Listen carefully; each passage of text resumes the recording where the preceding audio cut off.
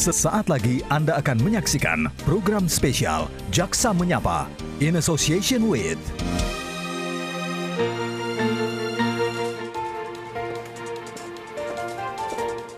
Apa kabar Mbak? Halo Pak, terima kasih Pak sudah menerima CNN Iya, Indonesia di Gedung Kejaksaan iya. Agung. Betul Mbak. Ayo kita ke comment center ya. Baik Pak. Nah,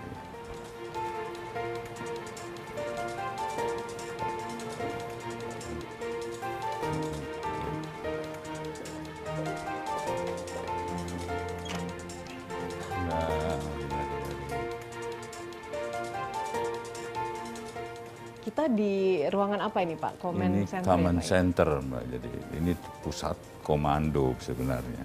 Jadi kita dapat mengendalikan daerah-daerah yang secara langsung kita bisa komunikasi langsung dengan daerah dari sini. Oh oke, Gitu. oke.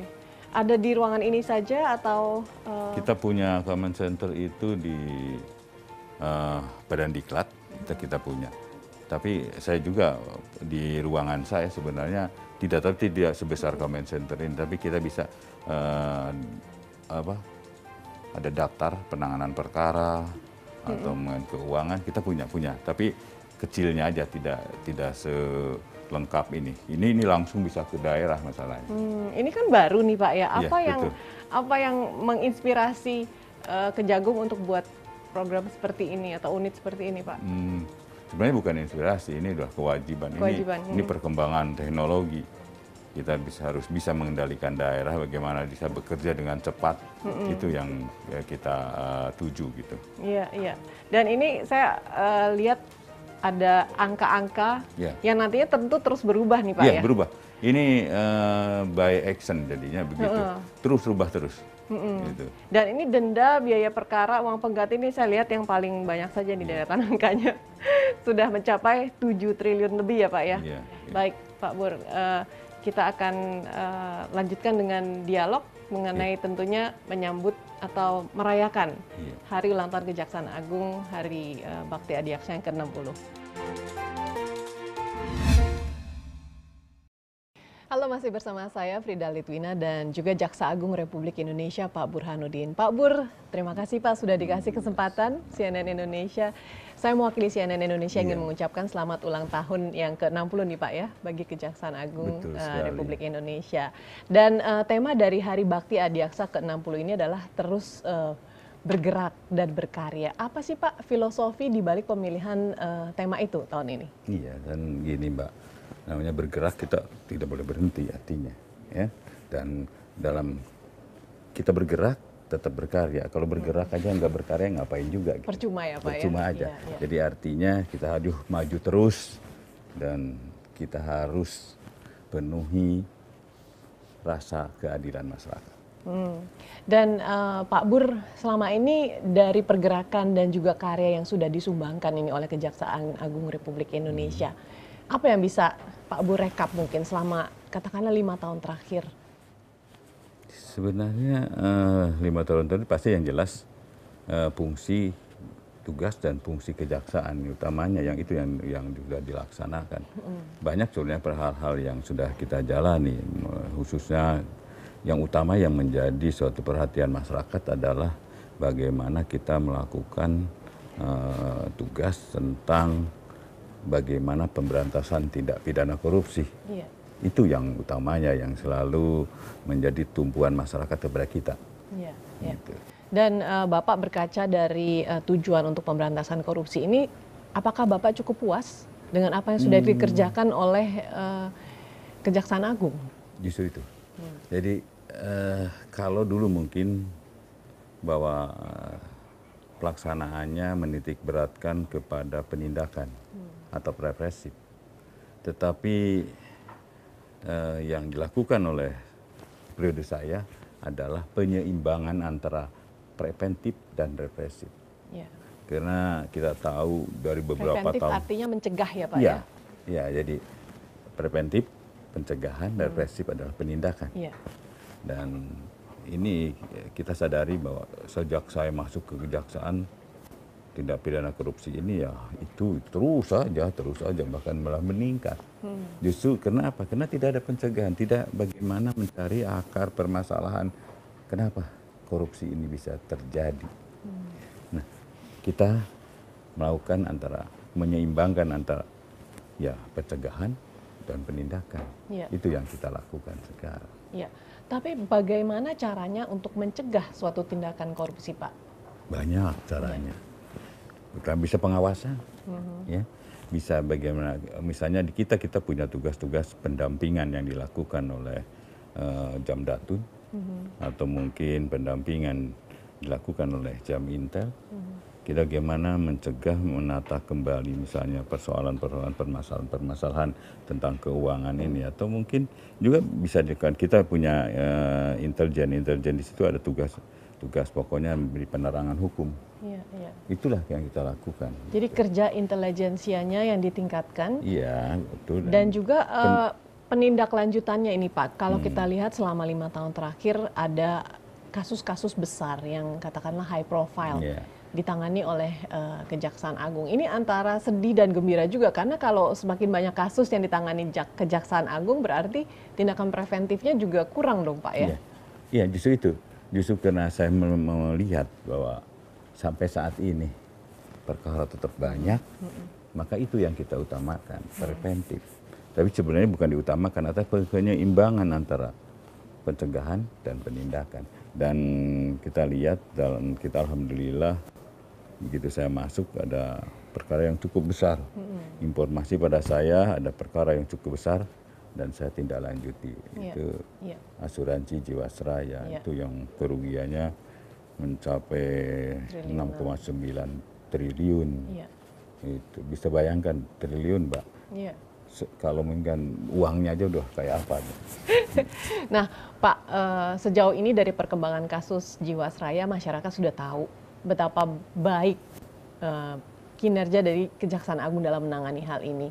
Karena sudah ada dana yang berhasil katakanlah dikumpulkan untuk nantinya dikembalikan begitu kepada negara. Apakah Anda melihat kasus Jiwasraya ini sebagai suatu awal atau malah akhir dari dari suatu prestasi Kejaksaan Agung begitu, Pak? Ya, enggak.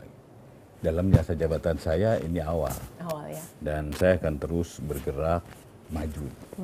Dan bergerak tentunya ini kami akan coba mengajukan, karena selain Jiwasraya ada kasus-kasus lain yang kita tangani. Misalnya tentang dana reksa. Kemudian ada lagi tentang bukan penyelundupan sebenarnya, tindak pidana korupsi pada perbuatan penyelundupan sebenarnya. Bukan asli. Karena kalau penyelundupan sendiri kita tidak berwenang. Bea Cukai yang berwenang. Tetapi ada tindak pidana korupsi di situ. Dan ini akan nantinya saya akan coba, bukan kerugian negara, tapi merugikan perekonomian negara. Ini ada titik poin pertama, saya akan coba untuk masuk ke situ. Nah, Pak, untuk 5 tahun ke depan nih, Pak, kalau tadi kita kan berkaca kepada tahun-tahun yang lalu, untuk 5 tahun ke depan, apa yang ingin dicapai oleh Kejaksaan Agung, baik dalam hal mungkin jumlah pengembalian dana, atau mungkin tersangka-tersangka yang berhasil dibawa kembali ke Indonesia, seperti apa, Pak? Jadi, target dari Kejaksaan sebenarnya Agung? Titik berat dari pemberantasan korupsi adalah bagaimana menyelamatkan keuangan negara. Bukan kita hanya berapa tahun dia dihukum, tetapi berapa duit yang bisa diselamatkan dalam perkara ini. Jangan sampai cuma dihukum aja, tapi uang yang dikorupsi tidak bisa kita selamatkan. Itu yang titik beratnya. Kemudian kalau soal 5 tahun ke depan, yang pasti saya menginginkan begini, Mbak. Bukan banyaknya tindak pidana itu ya yang kita lakukan represif, tetapi yang kami maksudkan, yang saya inginkan adalah ada wilayah tertentu yang memang di sana tidak ada tindak pidana korupsinya lagi. Gitu. Jadi saya meminta pada para kajari, kajati untuk membuat peta. Ya, peta ini mana sih daerah yang tidak ada korupsinya? Harus dilaporkan, bukan berapa yang kamu laksanakan dalam penanganan korupsinya. Dan dari kinerja daerah selama ini, apalagi Pak yang mungkin bisa ditingkatkan untuk tahun-tahun ke depannya? Saya memang sedang menjaring orang-orang daerah mana saja orang-orang yang punya profesionalisme. Dan tentunya saya tidak ingin hanya profesionalisme. Untuk apa profesionalisme, untuk apa pinter, tapi tidak punya integritas. Kalau saya lebih baik dipotong yang tidak punya integritas. Saya membutuhkan jaksa yang profesionalisme, yang punya integritas. Itu yang saya inginkan. Untuk apa pinter, tapi maling. Kan lebih bagus kita yang pinter, tapi memang jujur. Kan? Iya. Gitu. Kita akan lanjutkan kembali Pak dialog ini nanti setelah jeda berikut. Tetaplah bersama kami, Jaksa Menyapa akan kembali sesaat lagi.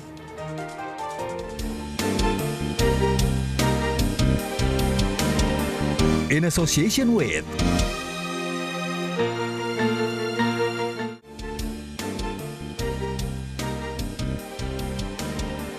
In association with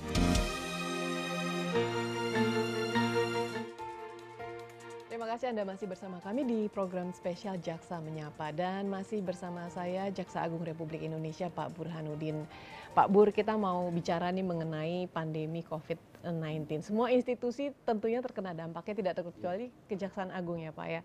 Tantangan apa Pak yang paling dirasakan di masa sekarang ini oleh Kejaksaan Agung? Paling dirasakan adalah proses persidangan. Nah. Karena kan kita tahu bahwa dalam rangka pencegahan COVID-19 itu utamanya adalah kedisiplinan untuk jaga jarak. Yeah. Inilah, kalau persidangan kan kita selalu berintegrasi, interaksinya di persidangan. Maka itu ya sedikit kendala di awalnya. Dan kami coba membuat suatu terobosan-terobosan dengan menggunakan sidang virtual. Sidang virtual? Ya, okay. Jadi kita persidangan itu dilakukan, jaksa ada di Kejaksaan Negeri, kemudian hakimnya di Pengadilan Negeri, kemudian terdakwanya ada di LP. Oh, oke. Itu kita itu, tapi kita sampai saat ini sudah melakukan persidangan itu sekitar 225.000 sidang per kali sidang. Secara virtual Pak sudah dilakukan? Di seluruh Indonesia sudah kita lakukan. Ya tentunya kendala utama, pertamanya bukan kendala utama adalah bahwa di awalnya persidangan ini sulit dilakukan. Karena kan kita meliputi pengadilan, ya, kejaksaan, kejaksaan, pengadilan, kemudian lembaga pemasyarakatan. Iya, baik. Apakah secara legalitas itu sudah memungkinkan Pak ya dari? Kalau secara undang-undangnya belum. Hukum. Belum ya, belum ada undang-undangnya. Bahkan saya pengennya itu nanti di dalam Kitab Undang Hukum Acara yang baru itu masuk gitu. Bagaimana suatu persidangan yang dalam keadaan kahar, atau dalam keadaan daya paksa atau terpaksa dalam kondisi yang begini. Dan apakah sudah ada vonis yang dibacakan Pak dari ratusan ribu persidangan sudah itu? Banyak. Secara sudah virtual banyak. Pak? Ya, sudah banyak dan sudah kita eksekusi. Sudah dieksekusi. Apakah dari masyarakat tidak ada yang keberatan Pak? Katakanlah dari terdakwanya sendiri mungkin. Ini kan jawaban atas ya masyarakat pencari keadilan. Yeah. Masyarakat, karena kalau kita tidak sidangkan secara itu, ya perkara tidak berjalan. Jika selepas demi hukum. Yeah. Nah mungkin yang ingin mencoba kabur begitu dari persidangan, mungkin mereka merasa bahwa wah ada pandemi nih, berarti sidangnya diundur. Tapi malah terkena pengadilan virtual seperti itu Pak ya? Ya kalau itu sih manusiawi semua juga kalau udah masuk LP, masuk UI pengennya lari. Iya. Tapi kita tidak begitu. Ini menjawab para pencari keadilan dan memang khususnya adalah mereka korban gitu ya. Kalau juga tapi tetap juga kepada pencari keadilan adalah sebagai kepada para terdakwa. Dia juga kan mencari keadilan, sama-sama mencari keadilan. Korban mencari keadilan juga pelaku, terdakwa juga mencari keadilan. Nah asas keterbukaan Pak dalam sidang biasa begitu kan bisa dihadiri oleh masyarakat yang ingin menyaksikan kalau persidangannya terbuka begitu. Apakah ini terganggu dengan pengadilan virtual seperti ini? Terganggu sih tidak, tetapi mungkin hanya orang-orang tertentu yang mungkin melek IT yang bisa bergabung. Dan itu kita perbolehkan karena memang perkara biasanya kan perkara tertentu begitu bukan tertentu hal tertentu yang dibatasi. Iya. Tapi pada umumnya perkara kan disidangkan terbuka untuk umum. Iya, iya, iya. Gitu. Nah, apakah Kejagung kemudian mengadakan perubahan dalam anggarannya, Pak, untuk menyelenggarakan pengadilan-pengadilan virtual seperti ini? Sampai saat ini anggaran kita ya tetap aja. Ini atas ide-ide teman-teman aja. Yang ada malah justru kami dipotong untuk kegiatan COVID-19. Oh, oke. Mengapa dipotong justru, Pak? Ya, karena memang pemerintah membutuhkan. Oh, oke, oke. Kementerian Keuangan. Tapi kalau khususnya sendiri, kami tidak punya tambahan biaya untuk itu. Oke. Tapi ini adalah tekad kami, sumbangsih kami untuk pencari keadilan. Itu aja. Oke. Kejaksaan Agung punya satuan kerja atau Satker Pengamanan dan Pendampingan refocusing anggaran COVID-19. Kalau tidak salah senilai 28,4 triliun rupiah. Strategi apa, Pak, yang dilakukan oleh satuan kerja untuk ini? Itu adalah jumlah yang dapat kita dampingi, Mbak. Jumlah itu bukan punya anggaran bukan di kita. Oke. Anggarannya ada di kementerian, ada di pemerintah daerah, ada di BUMN, ada di itu yang utamanya yang tadi disampaikan adalah bagaimana kita mendampingi. Nah, mendampingi anggaran tersebut. Ya, pemerintah daerah, baik itu provinsi, kabupaten, kota, bagaimana menata keuangan yang ini penggeseran anggaran itu yang Oke. Mendampinginya seperti apa, Pak? Jadi kalau kita boleh tahu ini pengawasannya. Kita kerjasama dengan LKPP, kerjasama dengan BPKP, ya, memberikan suatu asistensi lah, gitu, Mbak, kepada mereka pemerintah yang membutuhkan, itu baik provinsi, kota atau kabupaten. Oke. Nah, selain itu, Pak, saya mau kembali lagi ke pengadilan virtual yang tadi Bapak katakan. Pernahkah mendapat suatu protes begitu dari katakanlah pengacara atau Ya, ada jadi pihak gini. terdakwa? Memang kita belum diatur secara peraturan undang-undang gitu, tapi kita hanya suatu ide bagaimana kita dapat memberikan suatu rasa jawaban terhadap para pencari keadilan. Tentu saja kalau ada yang protes pasti ada. Dan alhamdulillah juga kita gayung bersambut. Kita punya ide begini, kemudian Mahkamah Agung juga memberikan suatu acuan bahwa persidangan secara virtual dapat dilaksanakan. Itu aja. Oke. Untuk sementara landasan peraturannya apa, Pak, yang digunakan? Kalau aturannya belum ada justru itu. Justru belum ada. Belum begitu. ada. Tapi kan kita harus inovasi dan tidak melanggar peraturan. Cuma kan yang ada adalah kita hanya berjauhan aja. Persidangannya tetap seperti persidangan acara biasa. Oke, baik. Kita akan lanjutkan kembali, Pak. Dialog ini nanti setelah jeda berikut. Tetaplah bersama kami. Jaksa Menyapa akan kembali sesaat lagi.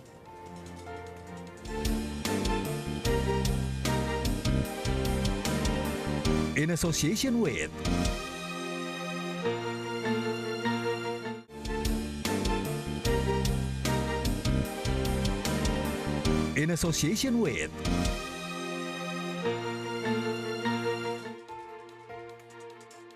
Anda kembali di Jaksa Menyapa bersama Jaksa Agung Republik Indonesia, Pak Burhanuddin. Pak Bur, saat ini apakah Anda punya kiat dalam pembinaan pegawai di Kejaksaan Agung yang tersebar di seluruh Indonesia? Ya, paling kiatnya saya ingin jaksa yang punya integritas, pertamanya begini, saya ingin punya jaksa yang profesional dan berintegritas. Oke.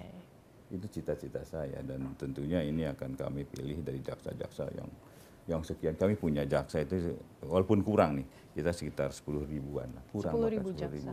Okay. Yang sebenarnya kalau mau jujur kita butuh itu 20.000. 20.000 berarti kekurangan jaksa hampir 2 kali lipatnya ya, Pak, ya. Nah, karena masih di daerah-daerah ini, Mbak. Daerah-daerah itu masih ada yang jaksanya hanya 4 orang. Apalagi yang udah pelosok tuh 3 orang, itu udah dengan kajarinya 4 orang. Kita boleh di situ minimal itu paling tidak 10 jaksa. Oke. Apa tantangannya, Pak, sehingga kekurangan jaksa di Kita daerah-daerah ini gini, Mbak. Kita ini kan ASN, tentang penempatan kebutuhan jaksa diatur oleh kementerian lain. Menpan yang itu. BAKN dan Menpan itu yang terjadi. Kita tidak bisa mengatur sendiri jumlah jaksanya segini dikasih jaksa itu menerima sendiri, tidak bisa itu. Nah, tadi Pak Bur mengatakan bahwa profesionalisme dan integritas yang paling dicari. Apa yang bisa dilakukan untuk mengenali level profesionalisme dan integritas para jaksa tersebut? Kita kan punya pendidikan-pendidikan. Untuk menjadi seorang jaksa kita masuk pendidikan dulu. Saya akan pantau. Ini yang akademisinya pinter kan. Di dalam pendidikan kan kita hanya bisa melihat nilai. Tetapi integritasnya belum. Nah ini yang habis pendidikan ada tahapan pendidikan itu banyak. Tapi akan kita pantau terus 1 sampai 10 kita pantau. Itu. Kemudian kita juga akan melihat dan akan meminta laporan perkembangan bagaimana sih jaksa ini.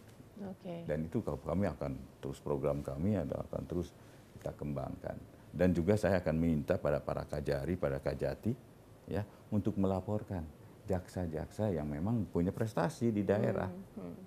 Karena masih banyak jaksa yang berprestasi di daerah yang belum terekspos ya Pak ya. Begitu. Itu kan kita jadi tidak tahu. Tapi saya yakin kami punya potensi, mereka punya potensi untuk itu. Pak, Kejagung juga punya program diklat kalau tidak salah ya. Apakah masih terus dilakukan Pak? Ya, cuma untuk tahun ini kita kan menghindar berkumpulnya orang. Saya tidak mau pendidikan kami menjadi klaster COVID-19. Jadi kita memang mau ada rencana pendidikan jaksa. Karena saya mengharapkan tadinya program saya itu jangan sampai ada pendidikan jaksa tahun ini ada kekosongan. Jangan sampai saya pendidikan jaksa angkatan sekian. Saya bisa tahun ini melompat, tahun kan ada kekosongan. Saya coba untuk itu dan coba kami juga akan melakukan pendidikan, tapi masih kita kaji. Apakah kita mau virtual setengah perjalanan pendidikan, kan pendidikan 6 bulan. Apakah bisa kita virtual dulu gitu, ya? Kalau di kami itu Pikom virtual dulu sudah 3 bulan, itu kemudian 3 bulan adalah pendidikan di kelas. Tapi kita akan coba, itu masih kita kaji. Tapi masih terus ongoing ya Pak ya. Baik. Untuk para penegak hukum yang tadi Bapak katakan kalau punya integritas baik harus dikenali dan dilaporkan begitu dari daerah sehingga terekspos lebih bagus. Bagaimana dengan yang nakal Pak? Apa trik-trik dari Kejagung ini untuk memberikan ganjaran atau menangkap mereka seperti apa? Saya contoh aja Mbak. Saya pernah mencabut, bunyinya saya bedol desa nih. Kajari para kasihnya saya pindah semua. Ini ada dua kajari yang ada 2 wilayah kejaksaan negeri yang kami bedol desa begitu. Mulai dari kajari sampai kasihnya saya pindah. Juga ada dua daerah. Tetapi yang utamanya begini, kalau namanya anak-anak, anak kita banyak begitu, pasti ada yang nakal, ada yang enggak. Ya tetap aja akan saya bina. Tapi kalau nggak bisa dibina, ya terpaksa saya binasakan. Determinasi.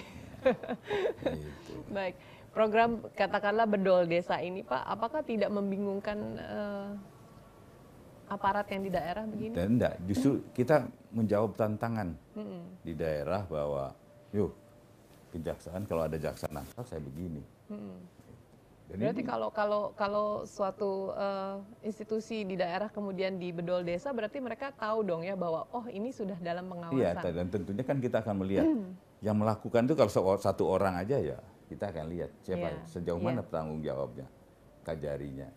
Itu tapi kalau kan ini perbuatan perorangan. Tetapi kalau perbuatan itu sudah kolektif begitu sama-sama nakal semua ya apa boleh buat.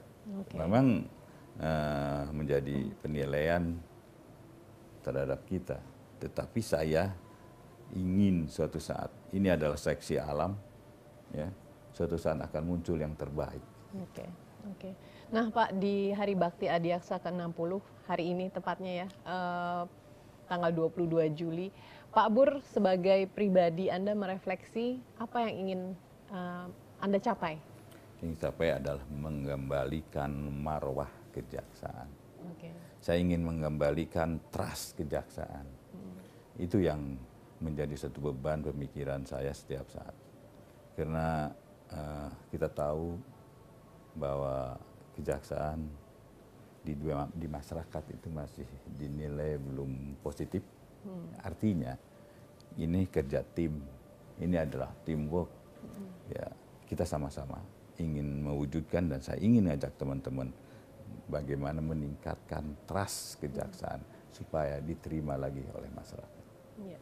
Dan sebelum kita akhiri dialog, saya mau tanya nih bocoran. Kasus apa lagi sih Pak yang akan dikejar setelah Jiwasraya? Ada sebenarnya, ada dana reksa sekuritas, kemudian nanti juga korupsi di Bea Cukai. Korupsi di Bea Cukai. Ada cukup besar, tapi saya Taksiran masih rahasiakan. kerugian negaranya sebesar apa Pak kira-kira? Sih memang di bawah Jiwasraya, tetapi ada. Nanti tunggu aja tanggal main. Baik, kita doakan Pak semoga sukses Amin. pekerjaan dari Kejaksaan Agung dan tentunya memberikan sumbangsi bagi bangsa dan negara sesuai dengan cita-cita Pak Bur juga mengembalikan marwah dari Kejaksaan Agung itu sendiri. Sekali lagi selamat ulang tahun Kejaksaan Agung Republik Terima Indonesia. kasih, Mbak. Dan demikianlah bincang-bincang saya dengan Pak Burhanuddin, Jaksa Agung Republik Indonesia. Semoga perbincangan ini bermanfaat bagi Anda. Saya Frida Litwina undur diri. Sampai jumpa.